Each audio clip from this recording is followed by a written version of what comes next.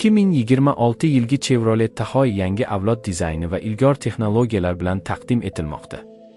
Bu model qulaylik, xavfsizlik va samaradorlikni birlashtirgan holda katta oilalar va uzoq yo'l sayohatlari uchun ideal transport vositasidir.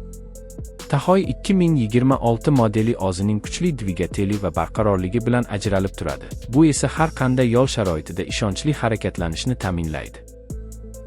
Dvigatel variantlari orasida yuqori samarali va 8 dvigateli mavjud bo'lib, u torт 120 ot kuchiga yaqin quvvat beradi.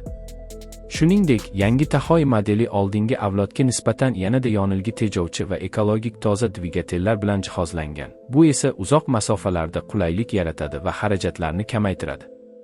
Shassi va suspenziya tizimi takomillashtirilgan bo'lib, u shahar yo'llari va tog' yo'llarida ham mukammal barqarorlikni saqlaydi. Tahoe 2026 ichki dizayni zamonaviy va ergonomik qilib yaratilgan. Salon keng va qulay o'rindiqlar bilan jihozlangan. 3-qatlam o'rindiqlari ham kattalashgan va to'liq kattalar uchun mo'ljallangan. Ichki materiallar yuqori sifatli va bardoshli bo'lib, uzoq safarlarda ham qulaylikni saqlaydi. O'rindiqlar isitish va sovutish funksiyalari bilan jihozlangan. Shuningdek, bosh va orqa qatlam uchun alohida klimatik nazorat mavjud.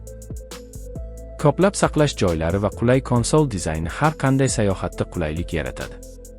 Multimedia tizimi katta sensorli ekran bilan ishlaydi. U Android Auto va Apple CarPlay bilan mos keladi. Shuningdek, torт internet ulanishi va yuqori sifatli audio tizimi bilan jihozlangan.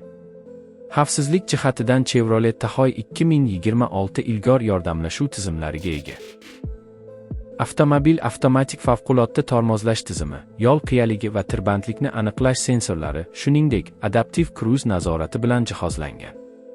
Orqa qarama-qarshi harakatlanuvchi transport vositalarini aniqlash, yo'lovchi xavfsizligi uchun xavfsizlik yostiqlari va kameralar tizimi, shuningdek, 360 daraja atrofni kuzatuvchi kamera bilan jihozlangan.